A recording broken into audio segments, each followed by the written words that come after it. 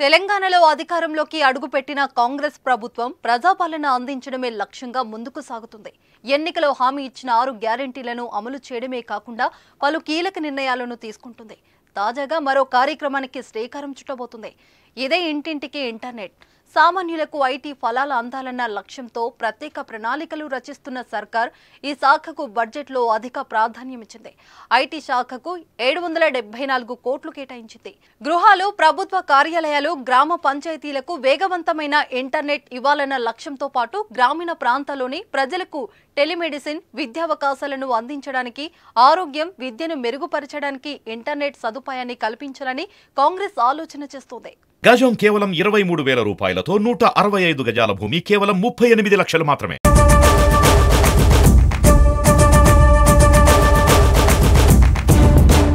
నిజానికి 9 ఏళ్ల క్రితమే ఈ పథకాన్ని బీఆర్ఎస్ ప్రభుత్వం ప్రారంభించింది. 2017లో రంగారెడ్డి జిల్లా మహేశ్వరం మండలంలో టీ ఫైబర్ పేరుతో ఈ ప్రాజెక్టుకు కేటీఆర్ అట్టహాసంగా ప్రారంభించారు. కానీ ప్రాజెక్టు పూర్తవ్వలేదు. ప్రస్తుతం నిధులు లేక చాలా చోట్ల పనులు నిలిచిపోయాయి. కానీ కాంగ్రెస్ ప్రభుత్వం ఈ ప్రాజెక్టును పూర్తి చేసి ఇంటింటికి ఇంటర్నెట్ అందించాలని భావిస్తుంది. ఈ క్రమంలోనే బడ్జెట్లో ఐటీ శాఖకు భారీగా నిధులు కేటాయించారు. గత ఏడాది బడ్జెట్లో ఐటీ శాఖకు 362 కోట్లు కేటాయించగా ఈసారి రాష్ట్ర ప్రభుత్వం 774 కోట్లు కేటాయించింది. 33 జిల్లాలలోని 589 మండలాలు, 12,771 గ్రామ పంచాయతీలు, 10,128 రెవెన్యూ గ్రామాల పరిధిలో 83.58 లక్షల మందికి ఇంటర్నెట్ను అందించాలన్నదే టీ ఫైబర్ ప్రాజెక్టు లక్ష్యం. తెలంగాణ వ్యాప్తంగా ఇంటర్నెట్ సేవలు అందుబాటులోకి వస్తే గ్రామీణ ప్రాంతాలు సైతం టెక్నాలజీ పరంగా మరింత ముందుకెళ్తాయి. మరి బీఆర్ఎస్ తీసుకొచ్చి వదిలేసిన ఈ పథకాన్ని కాంగ్రెస్ పూర్తి చేస్తుందో లేదో చూడాలి. మరి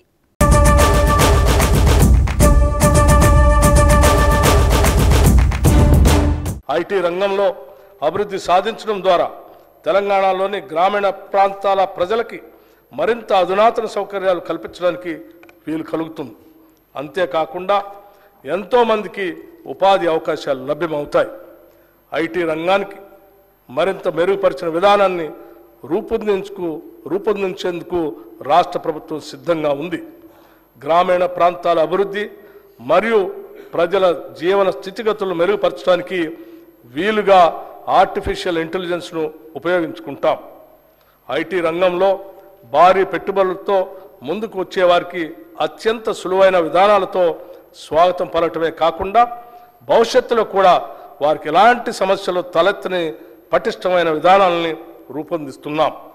అత్యంత అధునాతనమైన మౌలిక సదుపాయాలు కల్పించడం ద్వారా ఐటీ రంగంలో నైపుణ్యం మరింత వృద్ధి చెందే విధంగా మా నూతన పాలసీ ఉంటుంది. హైదరాబాద్లోని ఐటీ పరిశ్రమ రోజు రోజుకి అభివృద్ధి చెందుతున్నది. ఐటీ పరిశ్రమలతో హైదరాబాద్ కిటకిటలాడుతున్నది. కానీ రాష్ట్ర సమగ్రాభివృద్ధి జరగాలంటే ఒక్క హైదరాబాద్ మాత్రమే అభివృద్ధి జరిగితే సరిపోదు. ఇలాంటి అభివృద్ధి తెలంగాణ రాష్ట్ర నలుమూలలకు కూడా విస్తరించాలి. ఈ కారణంగా ఐటీ పరిశ్రమను ద్వితీయ, తృతీయ శ్రేణి నగరాలకు విస్తరించేందుకు ప్రణాళికలు రచిస్తున్నాం. రాష్ట్ర వ్యాప్తంగా అన్ని ప్రాంతాల్లో ఐటీ పరిశ్రమలు రావాలంటే పటిష్టమైన విధానం ఉండాలి. అందుకే అమెరికాలోని ఐటీ సర్ అనే సంస్థతో సంప్రదింపులు జరుపుతున్నాం. దీనివల్ల తెలంగాణ రాష్ట్రం ఐటీ రంగంలో తిరుగులేని శక్తిగా మారుతుందనటంలో సందేహం లేదు.